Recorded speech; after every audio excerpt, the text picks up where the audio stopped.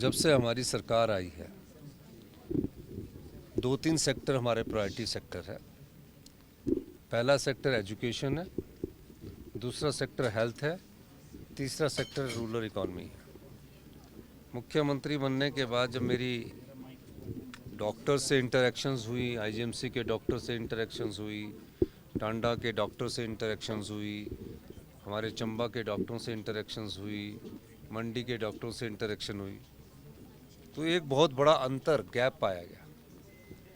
पिछले 15-20 साल से टेक्नोलॉजी की दिशा में नहीं सोचा गया, और टेक्नोलॉजी की दिशा में सोचते हुए हमने कहा कि हेल्थ और एजुकेशन सेक्टर में पैसे की कमी नहीं रहने देंगे। मुझे खुशी है कि जो आईजीएमसी में एमआरआई मशीन पिछले हमारी सरकार बनने से पहले और उसके 1 साल बाद तक 19 साल पुरानी एमआरआई मशीन थी, और जो सीटी स्कैन थे वो भी पुराने थे, और चमियाना में एमआरआई मशीन थी ही नहीं।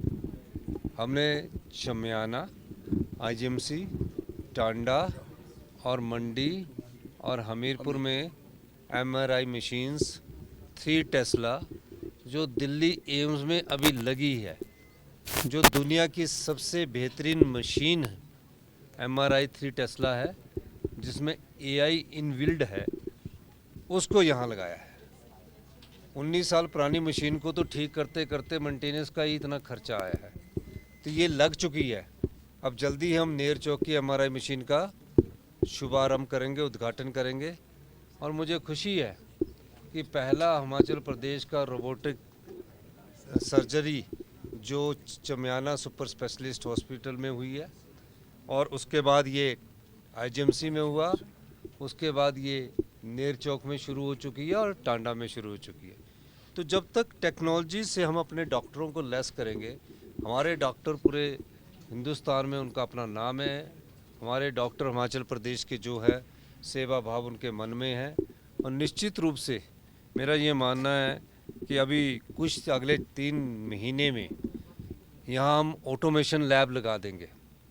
चमियाना में भी, आईजीएमसी में भी, हमीरपुर में भी, नेर चौक में भी और टांडा में भी।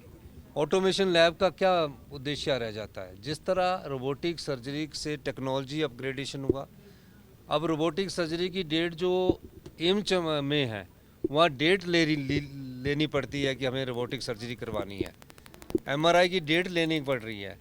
हमारा मकसद है कि इन मेडिकल कॉलेज में कोई डेट ना हो, 0 लेवल पर इसको लाया जाए, और जिस दिन पेशेंट आया उस दृष्टिकोण से उसका एमआरआई भी हो, सीटी स्कैन भी हो, पर उसमें अभी कुछ समय लगेगा।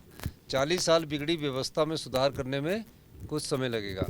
जो ऑटोमेशन लैब है, ये जो कर्सना लैब है, ये लैब पैथ है, ये एम्स में जो लगी हुई है, मैं खुद उसको देख के आया हूँ, और वर्ल्ड क्लास जो पूरी दुनिया में है, उस ऑटोमेशन लैब को हम चमियाना में लगा रहे हैं, हम आईजीएमसी में लगा रहे हैं, सभी मेडिकल कॉलेज में लगा रहे हैं, और तकरीबन ऑटोमेशन लैब पर हम 125 करोड़ रुपया खर्च करने जा रहे हैं, जिसमें सभी टेस्ट, जिसमें ह्यूमन टच बहुत कम होगा, ऑटोमेटिकली ही वो सारे आपके टेस्ट एक ही उससे हो जाएंगे और एग्जैक्ट टेस्ट होंगे। इसमें ह्यूमन जब टेस्ट करते हैं तो उसमें थोड़ी बहुत ऊंचा नीचा हो सकता है, लेकिन ये सब बेस्ट टेस्ट होंगे। और चमियाना सुपर स्पेशलिस्ट हॉस्पिटल को हम बहुत ज़्यादा अपग्रेड करने जा रहे हैं, ताकि वर्ल्ड क्लास सुविधा यहाँ हो और हमारे हिमाचल के लोगों को सस्ते दामों पर वर्ल्ड क्लास सुविधा यहाँ उपलब्ध हो। अभी जो रोबोटिक सर्जरी है, हम गरीब आदमी को 30,000 रुपये में, 50,000 में चमियाना में रोबोटिक सर्जरी कर रहे हैं। इसकी कीमत कितनी है? और 65,000 रुपया हम इसमें सब्सिडी दे रहे हैं। कितनी दे रहे हैं? 1,15,000 एक ऑपरेशन में जो उसके मशीन्स लगती है वो हम उसकी दे रहे हैं।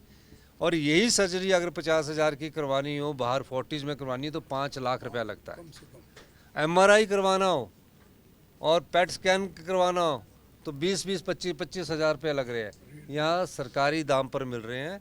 तो हम हिमाचल के लोगों के लिए मेडिकल हेल्थ को बहुत ज़्यादा बढ़ावा दे रहे हैं।